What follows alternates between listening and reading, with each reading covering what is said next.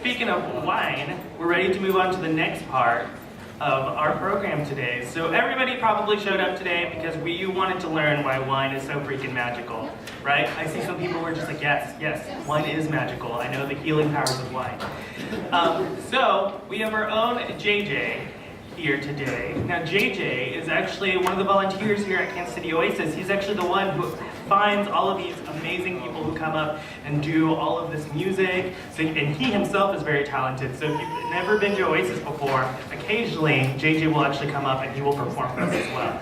So, with that being said, I feel, well, first of all, he told me that he doesn't know what he's talking about today, but I think he's lying. I'm pretty sure he knows what he's talking about today. So everyone, please help me in welcoming up JJ.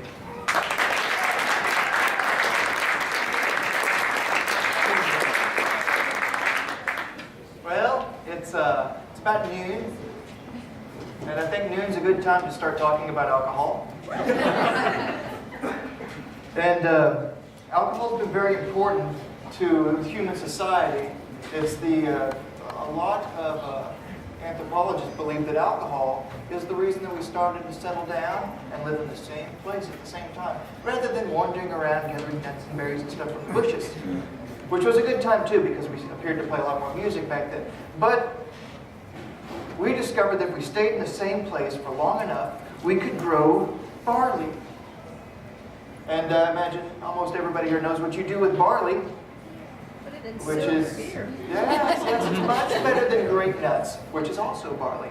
Incidentally, if you ever want to experience barley in its finest form, don't eat grape nuts. But, same thing. Now, we love beer. I love beer. Not as much as she does. Okay, wave your hand. Studying to be a brewer. But the reason we decided that it was a good idea to settle down and grow barley, because you could ferment barley and make this amazing nectar of the gods. And I really didn't believe it was a nectar of the gods, because until Louis Pasteur discovered the reason that fermentation occurs, because he could look under a microscope, they had no idea why this liquid turned into this liquid. But they knew it did, and they knew it did because before there was beer, there was wine. The reason there was wine before there was beer is because if you've ever gone to the grocery store and you get a bag of grapes, and I'm not a big fan of grapes in their raw form.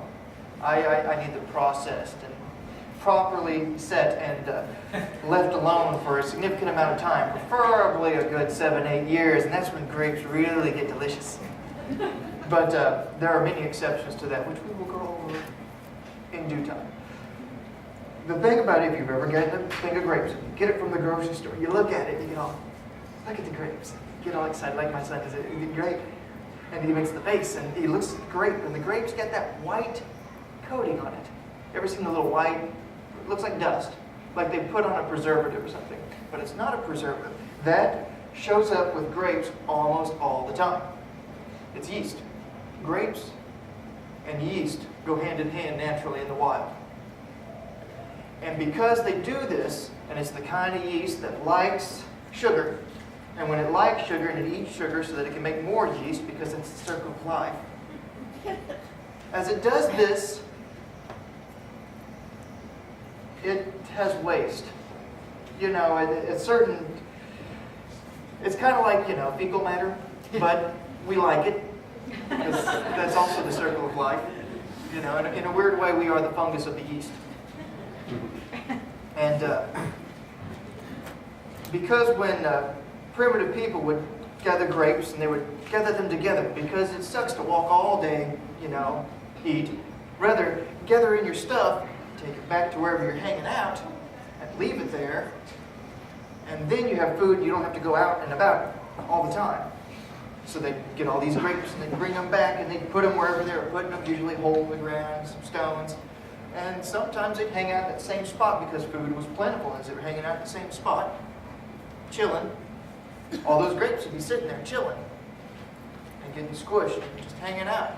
And the juice would collect at the bottom. Now you get hungry enough and you'll eat anything. And you'll drink anything if you get thirsty enough. And those little nomadic herder tribes that had discovered that when they drank this juice, they got diarrhea less often. Because what had happened was that yeast would eat that sugar and it would make ethanol, as well as some higher alcohols, but largely ethanol. And as it did this, they would drink this juice. Not only did they feel really interesting, like some power had taken them over, but they died slightly less often. Because back in the day, it was way safer to drink booze than water. It's easy for us not to appreciate this in our sophisticated society where we, have regulations, mandates, and systems that make sure that when we drink our water, we don't die in droves. This was not the case thousands of years ago. And wine was part of the reason that we still exist. It's one of the reasons why wine is so magical. To a certain degree, we might be able to be thankful for wine and sweet booze in general, for the fact that we're alive today. And since I'm a fan of being alive today, and I believe in, correlation is just as good as causation, I give all the credit to wine. So we settled down, but we never really gave up wine. What we discovered in that process of settling down and growing barley was that you could grow a lot more barley in a space than you could wine. Economics took hold, and since then, and continuing to this day, wine continues to be a more economically limiting beverage than beer. It's harder to make. And it's going to continue to be so as climate change continues to affect us. Grape varieties that are indigenous to certain areas of the world, they're not producing the same wine that they have produced throughout our history. Like in Germany, where the Riesling grape, who likes Riesling? Yeah, of course it's Riesling without the Z, but nobody cares unless you're a snob. Bear this in mind whenever you're talking about wine. If somebody's going to be nitpicky about the pronunciation of wine, or about whether this wine's better than this, that's fine and dandy, but the most important thing I've ever been told by some of the greatest students of the art is that drink what you like. If you like the pink stuff, Behringer White Zinfandel. Pink stuff, yes. I'm not a fan, but if somebody offers me a glass, I certainly won't turn it down because I think wine's magical. That's what you should enjoy. Don't let people tell you how to drink your wine. If you like drinking your wine out of a mason jar, drink your wine out of a mason jar. So, as climate change, to take it back, because with this talk, I'm going to be walking out, talking about this, walking back in. Wine ends up relating itself all over the globe. It's a very universal, homogeneous substance. With climate change happening, grapes that are established in typicity is what it's called. Grapes that are of a specific type and that produce a specific quality that you find only in this place are going to go away forever. In 30 to 50 years, we might never see Grand Cru Burgundy again. I'll get to Grand Cru Burgundy. I've got one bottle on my wine shelf at home. I'm waiting for my 30th birthday because I like it when it's 7 to 8 years old. So, as climate change occurs, a lot of these things that are specific to these types of wines are going to go away. Now, what makes it specific is different types of grapes. Think of grapes like tomatoes. Have you ever had a big old fat beefsteak tomato? Who likes tomatoes? Good. Have you ever had a Roma tomato? You know how it's mealy? Have you ever had the tiny little grape tomatoes? Name's just coincidental. Grapes are the same way. Just like people and dogs, there are many, many different types.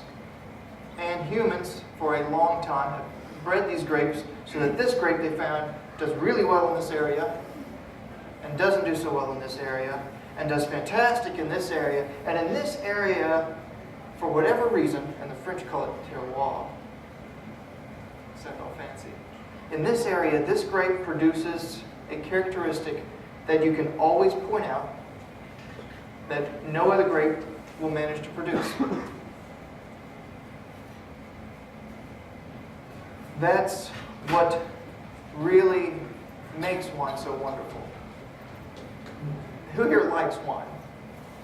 Now, do you remember the first time you liked wine? Who here has tried wine for a while and didn't like it, but then they found a wine that made them go, oh. Who here remembers their first wine that wowed them?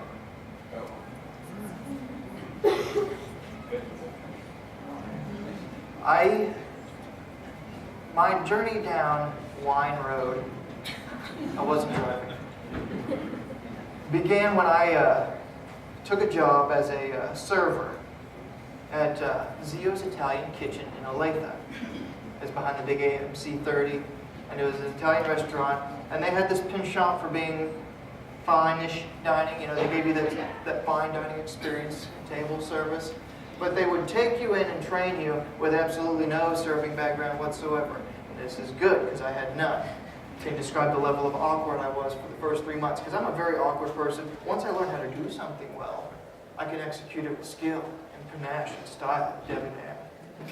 But for the first 3 months that I served, if I was serving you at a table, and I was way over here, I was getting bread for the table, and I saw that you needed water, I did this. As quickly as possible, I would roll step to the table, and can I get you some water?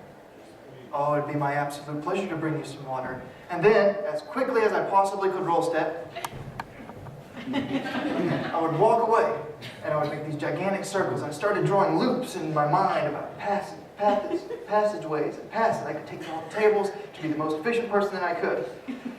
I was dedicated to my craft, even though I wasn't artistic in its execution. But that dedication brought me to the bar. And Zio's had a wine list. And nobody at Zio's knew anything about the wine list. There was one other server who could tell you the difference between a Syrah and a Shiraz and a Chianti. Some of you would say, I love a good Chianti. I'm partial to Italian wines. We'll journey to the boot in a bit. But, and that might be because when I learned my wine trade, I've always done it in an Italian restaurant. Went from Zio's to Milan. So I started studying the wine list. And I would go and I'd read down, I'd read this wine on the list, memorize the price, I'd memorize the name, and then they had this book and it had the label, like, you know, of course the distributor wants to sell you their wine to the restaurant, so let me give you some information. Use this to sell this wine to your table. And I would sit down, and every day in between shifts, because you work a lunch and a dinner, if anybody's ever worked at a restaurant, you know, you get your lunch shift, and you're busy from 11 to 2-ish. 11 to 3 on a good day, and then you do nothing for like 2 hours. You could drive home, but you know, who wants to do that? And then drive back, and then be ready at 4:30. So instead of that, most people just sat around and talked, and I would sit down with the wine book, and I would read about wine, and I would memorize and could quote, at the time, I've forgotten, it's been a minute, could quote this Moscato's little description off the back of the bottle, and could tell you where it was grown, and could tell you the acidity. Like, I really tried to learn the specifics of each wine. And then I did the next page. And so I got to this point where all the servers at Zio's had come to me and was like, my table wants some wine. And I said, oh, do they? Let me try to sell you the expensive bottle.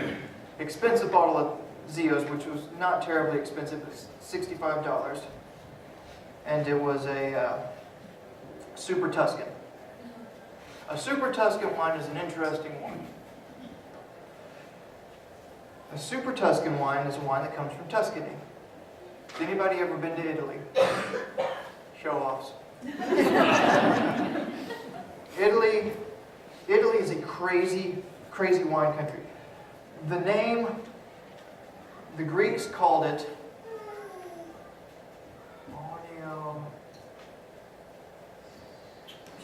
Terra. I don't remember the word. It's left me. They called it, the English translation is a land of vines, because everyone in Italy grew vines of wine. Everyone. Everywhere. All of Italy grows wine. And very often, Italy grows more wine per person than anywhere else in the world. Italy grows more wine per volume than anywhere else in the world. Most of this wine is cheap, which is true everywhere in the world. It's way easy to grow cheap wine than it is really good wine because of the French terroir. You always got to get that word. Super Tuscans were a break from tradition. Italy has a system of labeling and categorizing their wines by quality, as do the French. And now they've all gotten together with the European Union and the whole European continent, at least the countries that participate in it, all use this same standard-ish, where they try to keep it like this country used to use this system, so they use this system now, which kind of matches the system that this country uses. But this country had this system originally, and so it kind of gets to keep its system, but they've changed the names. It's still kind of a hot mess. It's a work in progress, this wine classification. But Italy, for a long time, they had DOC, Denomination di Controllo. And what they did in Italy is they said, they went around and found, like, in this area they've been growing this grape for a long time. And it grows pretty well here. So, when anybody buys wine from this area, like Chianti, you have to guarantee that this grape or these grapes, sometimes it's a blend, are in it. And it was grown in these conditions, and you only grow so many grapes per acre, because if you grow too many, it's not as good. And then if you do all these conditions, and there's a long laundry list, and a lot of this laundry list was political in creation rather than actual quality. If you do all of these things, you can put the stamp on it and then sell it. And then when you put the stamp on it, you can sell it for more money, whether or not it's a better wine. Italy had a serious problem with this. Because Italy, the DOC, you can have below that, you get the IGT, and then below that you just get the country wine. But above that you have the DOGC. All European countries have this system to some degree, by the way. And when Italy would do this, a lot more of it mattered how much money you gave the people coming up with the system than about the quality of the wine. But they still went through the system. It's just a hot mess. And it stayed a hot mess. It's getting better. But the Super Tuscan is an excellent example of this. The Super Tuscan wine is grown in Tuscany. In Tuscany, there's several DOCs, a fair amount, 11 DOGCs of both white and red. So like you have Chianti, and then you have the Brunello di Montalcino, and you have the now they do Sassicaia, so on. They're developing the system. Well, the Super Tuscan, they grew Cabernet Sauvignon grapes, which is a big no-no for putting a label on. Made an incredible wine on the far west coast of Tuscany, in a place that they didn't think good wine came from. And I said, this is a great wine. And the Italian government says, you've got to call it country wine. And they said, but it's way better than country wine. And the Italian government said, we don't care. You haven't paid us enough money. So they just sort of rebelled, put a label on it, took it to tasting shows, and it got huge reviews by some of the most famous wine critics in the world. Robert Parker, bless his soul. And created this wine. It's big, bold, extremely tannic, and cost a lot of money, and completely rebelled against the Italian wine establishment. This was the most expensive wine on Zio's list. $65 was in this family of wines. This is the wine I would try to sell you. So I'd go up to the table and I'd say, so I understand you're interested in a bottle of wine. And they'd say, yeah, I like wine. And I say, have you ever had a Super Tuscan? And they say, I like it kind of sweet. And I'd say, oh, have I got a wine for you? And I'd go over to the bar and I'd get a glass of white Zin. And I'd bring them white Zin. They would be so happy with their pink wine. Because drink what you like. But I spent time learning about these Italian wines, and then got a job at a sushi restaurant where we did not sell a lot of wine except for champagne. An interesting side note, you can find a lot of food out there and you can find a wine that'll fit with that food. Some classic pairing. If you've ever had spaghetti and meatballs, go with a Chianti. A good Chianti, when you smell it, you will get a note that is the same as if you go out to your garden, grab your tomato plant, get it, and squish the leaves in your hands. Squish them. And then throw them on the ground, and then smell it. Smelling is very important in wine. Much more important than tasting wine, in fact. Because generally alcohol itself doesn't taste good. If anybody likes the taste of alcohol, give them a shot of Everclear. That's what alcohol tastes like. Alcohol is not tasty. To me. Not to yuck anybody's yum. But you smell your hands that you rubbed. And you know that smell that you get from a tomato plant leaf? A really good Chianti. You'll smell that in a really good Chianti. But you won't smell that in a Brunello. And you won't smell that in a Barolo. You definitely won't smell that in a Châteauneuf-du-Pape, which is an entirely different grape from an entirely different area. But you will very often, very reliably, be able to smell a tomato leaf that's been crushed in this glass of wine. Let me tell you how well that goes with a great marinara or a killer, well-stewed tomato sauce that's covering boiled hot pasta, spaghetti meatballs. It's classic. Anybody here love blue cheese? Who here has had Stilton? You ever had Stilton and then had a killer glass of tawny port, preferably 20-year? There is something magical about the fact that over and over and over again, even though everybody's taste is subjective, I hate peanut butter. More than religion, I hate peanut butter. I don't enjoy the things everybody else does. But over and over and over again, I don't even like blue cheese. But if you have a bite of Stilton cheese, and then you smell a glass of port, take a sip, another bite of that Stilton cheese, there's something about the way those flavors marry that you won't find anywhere else, but will amaze your palate.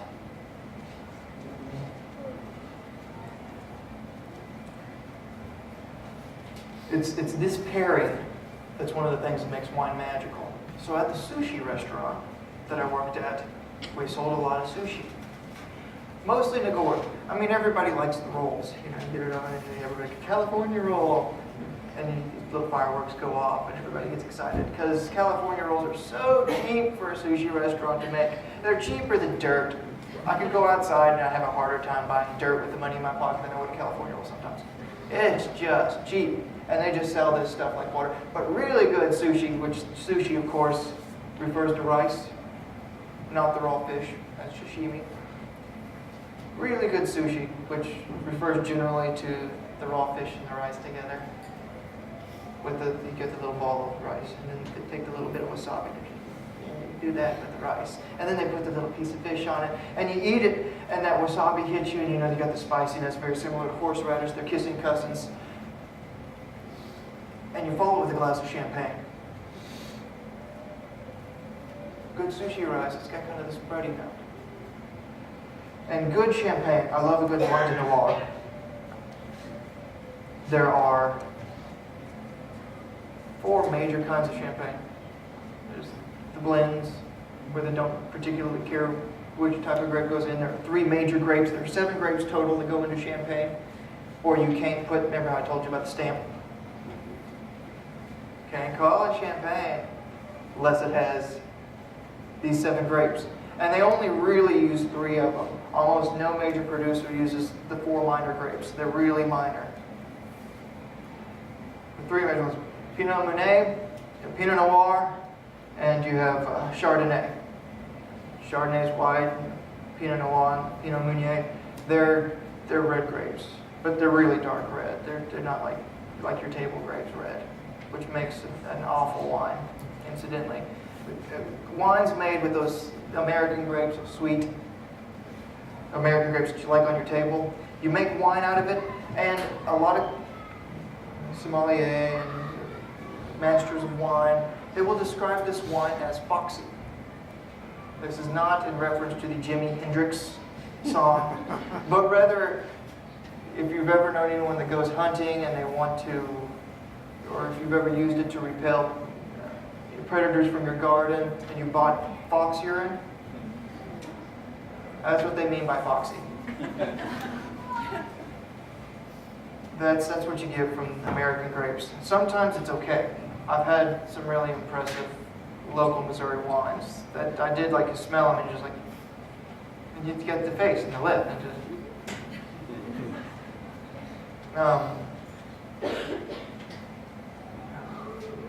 No, the grapes that you find most often that are making wine grapes, of Vinus vinifera is the actual species name. The red ones tend to be very purple looking. So in Champagne you have the Pinot Meunier, you have the Pinot Noir, and you have the Chardonnay. And if you only use Chardonnay grapes, you call it Blanc de Blanc, white on white, because you make Champagne white, and you made it from white grapes. And if you only use Pinot Noir, Meunier grapes, you call it Blanc de Noir, because it's white and black. Because you only get red wine if you leave the skins on. If you take the skins off, it doesn't matter how red the grape is, because you've bitten into a grape, you've seen it, it's not red inside, it's the skin. But those Blanc de Noir grapes, there's something toasty about them. Like you get biscuit, really good biscuit, and really good starch. You get just that note. And that, when you eat it with sushi, it's just a magical pairing. So I would try to sell champagne, but you sell more sake. And sake's kind of like wine, but it's kind of like beer, and it's definitely its own thing, and it's amazing, and it's just as complicated as the other two. If you really want to get into a serious sake habit, there's a rabbit hole to go down. And it's a rewarding one.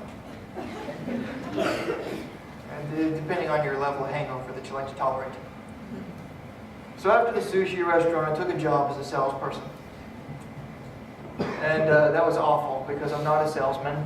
I can handle a hot lead anytime because that's what, when you sit down at a restaurant, you want them to sell you food. It's hot. It's an easy sell. It's just gravy. Mighty fine. Well, can I get some wine? What do you think? I'm like, oh, let me tell you what I think. And you look at the wine list and you're like, can I get away with selling the $100 bottle? I'm going to try it. What do you like? I like it kind of sweet. So you go to the bar and you get a glass of the pink stuff. And they're happy. Come back. It's okay, because you drink what you like. So the sales job didn't pan out. And so I got a job at a breakfast restaurant. I worked there at Crown Center. It was the Hyatt at the time, and I worked in the terrace. And on occasion, you'd have these groups in, and they'd want a bottle of wine at 9 in the morning. My kind of people. And then the Hyatt became the Sheraton. And after working at the Sheraton for about 4 months, an opportunity opened up at Milano Italian Dining, and I was tired of getting up at 4:30 in the morning to go to work every day. Not a morning person. Makes me unhappy. And so I said, well, I heard you're interested in moving. His name was Brent Ryder, and very kind man. He's helped me set up the wine tasting at Milano. And I said, yeah. And he said, I think we got a spot for you. And I said, great. And I went, and I finally had a wine list to sell again. I was so happy. It was also an Italian wine list. And I discovered that I forgot nearly everything I learned about Zios except for the fact that I really like wine. But again, I just started sitting down with the book and going through it. His wine list, Bragi, who is a certified sommelier with the Court of Master Sommelier, of which I've taken the introductory class and passed with flying colors, and was on track to get my certification before I got the job as purchasing coordinator that way. But it's still, I still keep it on the table. I would like to go back and finish that because I like wine. But Bragi, before the Hyatt became the Sheraton, he was the restaurant manager for Benton's, the very nice steakhouse at the top of Weston. And for a couple of years running, had gotten awards from Wine Spectator for having an outstanding wine list. He had crafted this wine list with Opus 1, famous California wines, consistently scores 97s and 98s by Robert Parker, God bless his soul. And would have vertical showings of this wine. So if you wanted to try an 06 or an 07 or an 05 or the 03 of the Opus 1, he had those options. And when the Sheraton, Hyatt became the Sheraton, they closed down Skies, a really nice rotating restaurant up there. And they closed down the Peppercorn Duck Club, the really nice restaurant that was in the hotel. And they closed down Benton's. And so they moved Bragi and his incredible attitude towards food and wine. Incredible attitude. That's mad skills and passion. Beautiful stuff. And they said, well, we don't have those really nice restaurants, but we got this decent Italian one. Let's see what you can do with it. And so immediately went in and he started buying all these fancy bottles of wine for them all. And it wasn't quite the right crowd. But at the time, he still had an impressive wine selection that he had to sell. And this is the wine list I started learning. And so every day in between shifts, I would sit down and for a good 2 hours I'd page through it. I'd learn about Moscato. Love Italian wine. Who likes sweet wine in general? Don't be ashamed. Don't be ashamed. The best wine I've ever had was a sweet wine. It was a 1954 Malmsey Madeira. Madeira is cool. Who's had port? Who's had good port? Yes. Love good port. Who's had good sherry? Sherry's a nifty wine. To make sherry, which comes from Jerez, Spain, they harvest the grapes and they have this stack of barrels. And it could be between 4 barrels, barrel, to 10 barrels high. And to make sherry, they'd pour their wine out of the bottom barrel. And so they'd fill up their barrel down to, they'd use about 75% of that barrel. And they leave 25% of it in it. Now they'd go to the next barrel up and take 75% of that barrel out, put it in the bottom barrel. And then they go to the next barrel up and then take 10% of that wine out of that barrel, put it in the next barrel down. And they do that all the way. And then they take the new one that they just made and fermented, put it in the top barrel. And this is the process. And then they finish and age it in the bottle. It's called the Solaris system. Such a fascinating guy. How did they even come up with that? Nobody's really sure. But it worked wonders for the flavor of this grape, which is, I believe, Tinto Negro, if I remember correctly. Worked wonders for this particular grape grown in this particular area. It is one of the few grapes that you can do this particular process to. Madeira, made more like port. To make port, which is an interesting process, they make wine and they also make brandy. Port didn't exist before the Dutch, 16th century, because the Dutch created something called brandewijn, which is burnt wine. Which is how they made it was they took the process distillation. Everybody's heard of distillation, right? Heat something up, let it fraction off, and you keep the concentrated product. This came from the Arabs. In the Middle East, we have the Arabs to thank for port. God bless them. The Dutch would take wine and they would heat it up and distill it so that they could make liquor, because they're all about concentrating things. And they would take brandy, and everybody that makes wine in the different areas, they would make their own little different brandies. They would get different names, Armagnac and cognac, and the different grapes grown in this area. They also imbue their characteristics with it in the process, because it's not just about the grape, it's how you make it. They would take some of that brandy and they would make wine. And they'd have brandy over here, they'd have the wine over here. And when the wine was kind of alcoholic, but still pretty sweet, they'd take brandy and they'd pour it in the wine. Now, of course, when wine gets really alcoholic, the yeast that's making the wine and taking that sugar, it'd die.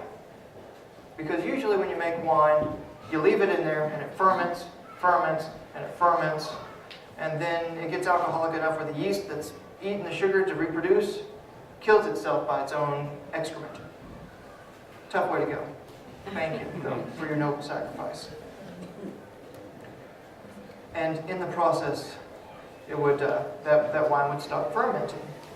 And some wines would go longer and some less long, depending on how they made it. But with port, a lot of ports, in the middle of it doing its business, they'd pour straight brandy in it, bring the alcohol percentage up to 19-20%, and that would kill that yeast, leave a little bit of sugar, but still make it really alcoholic, and it would taste tasty. And they would bottle it then and sell it. It got really popular in Britain, hugely popular, primarily because Britain and France were at war for like 116 years. It did all kinds of political things to wine. But one of them is it made port a big deal. Spanish wine kind of in general. But port became a huge deal because they take it to Britain. It was tasty and it didn't involve, international conflict. Unless ships got captured. But they would do the same process on a little island called Madeira. Madeira is a little island. It's about 500 miles west of Spain. And it's the last place ships would stop on their way to the Americas. Which is why, during the signing of the Declaration of Independence, Madeira was the wine they toasted with. To make Madeira, it used to be just a port wine, nothing special about it, wasn't magical, none of the port warehouses really cared. And then they started shipping it to the Americas, because it's the last place to buy wine, because you bought your wine in Spain, and you drank your wine, and you got good and hammered. Then you got to Madeira, and you needed more wine. And they're like, sure, we'll sell you ship barrels. And the ship was like, great. And they put the wine on the ship, and because the barrels are big and heavy, it served as a ballast, balance the ship out on the long ocean voyage. So they didn't drink the wine on the way to Madeira. And it's set in the ship's hold. And as you go across the Caribbean Ocean, it gets really hot in the ship's hold. Really warm, like 140 degrees warm. This is deadly to wine. If you really want to ruin a bottle of wine, leave it in your car in the sun. And that's what they did to Madeira. However, wines from a particular grape, made in a particular way, have a unique flavor to them that other wines don't. And sometimes this is magical. And when they got to the Americas, they're like, well, I guess we'll drink it. Because they know what happens to wine when you get it really hot. And of course they fortified it with the brandy. As I said, it was made like a port. And when you do that, wine lasts longer. The more alcoholic it is, the less likely it is to spoil. So it's already strong there. And they take it, and it's been cooking at 140 degrees, and it gets over to the Americas, they pop it open, and they went and they said, Jesus Christ. Here, you try it. And he tried. And they started getting drunk on this stuff because it was awesome. There's something about the way Madeira got cooked after it was fortified, and it is a highly acidic grape, which is the third thing. Acidity preserves wine. Wines that are acidic last longer than wines that are not. And different wines have different levels of acidity. They got over and they had this really acidic wine, and they poured brandy in it, and then they cooked it. And it still tasted good on the other end, which means this wine is virtually bulletproof. Because if you want to ruin wine, you expose it to oxygen, you heat it up too much, and since it's already been heated up, and it's been in barrels for a long ship voyage sloshing around, it's been exposed to oxygen, this wine's already been ruined in every general way that you can ruin wine. Madeiras will age for centuries. And this Madeira that I had was from 1954. And it tasted unbelievable. It was like, picture baklava in a bottle. I love baklava. I don't like sweet things. It's the only dessert that I really just go crazy over. This was like drinking a bottle of baklava. We got hammered. Excellent wine. And it's the best wine I've ever had. As I said, it was sweet. Of course, when you go through a wine list, as I was when I was going through the wine list at Milano Italian Dining, learning my list, wine lists are organized progressively, most commonly in the industry. There are other ways to organize it. Tin and Wine Bar organizes their wine by type. Perfectly fine. I'm a big fan of that. You get your French wines, or you can look at the list. They also have it. These are cabs. Cabernet Sauvignon, usually not Cabernet Franc, which is more perfumey and less fruit. And Bordeaux, they blend the two together. We'll get to Bordeaux. But most wine lists, they're progressive. You start sweet, and then you get to whites, and then you get to reds, and then at the very bottom of the list you get to dessert. Which is weird because oftentimes some of the sweet light wines should be way down here at the dessert spot. Like the Moscato d'Asti. Moscato d'Asti is a wine grown in the Piedmont region of Italy. It is wickedly wonderful, very sweet. Usually it is only 5% alcohol. Wine in America averages 13.5%. It seems to be the standard bearer for wine in this country, which is big because we invented stainless steel tanks. Before stainless steel tanks, usually you couldn't ferment wine far enough. It would stop fermenting around 10, 11. And the reason Bordeaux wines were so impressive is because the grapes they were using to make them that would last until you get up into the bigger percentages. But Moscato d'Asti usually only hits 5.5%, which means if wine in general, if you do it right and you can get wine to 13.5%, and you only get it to 5.5%, notice there is an 8% difference from its average potential and the actual amount of alcohol. Now remember, you turn sugar into alcohol. So, by not turning that sugar into alcohol, you leave the sugar in the wine. Nothing is quite as delightful to me as a piece of tiramisu or gelato, strawberry gelato, anyone, with a glass of Moscato d'Asti. Wonderful sweet wines. Never be afraid of a sweet wine, assuming they're not cheap. If they're cheap, oftentimes they've been added, adulterated with sugar to make them even more sweet. Not quite the same. You get kind of this bubblegummy thing. And, you know, it's different than like when you get a good piece of fruit and you get the natural sugars and they're really sweet. Like when a peach is perfectly ripe. Who likes a good ripe peach here? Yes, that's what a good Moscato d'Asti is like.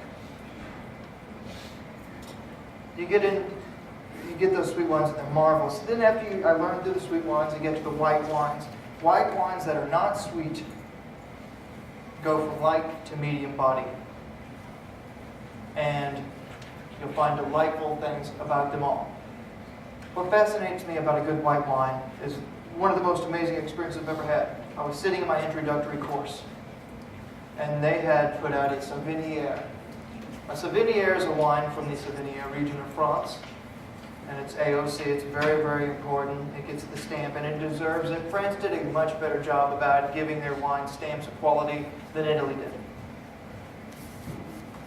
And I smelled this wine, and you swirl it in your glass, and you look at it. It's really clear. It's got kind of a yellow-green tint to it. You're like, it looks like a relatively young wine, because the younger it is, the more green it's going to look. And the older a white wine gets, the more yellow, and then it becomes kind of brownish. And that's not necessarily a bad thing. Sometimes it is. White wines, usually, there are significant exceptions, don't last as long as red's in the bottle.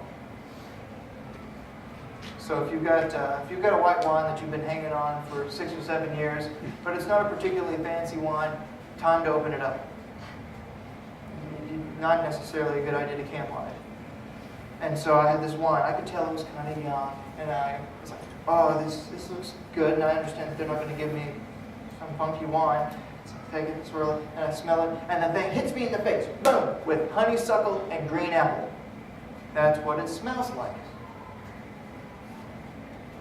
And in doing so, I was like, oh, I'm excited. This is going to be something delicious. It's going to be sweet, going to be wonderful. I taste it dry as a bone.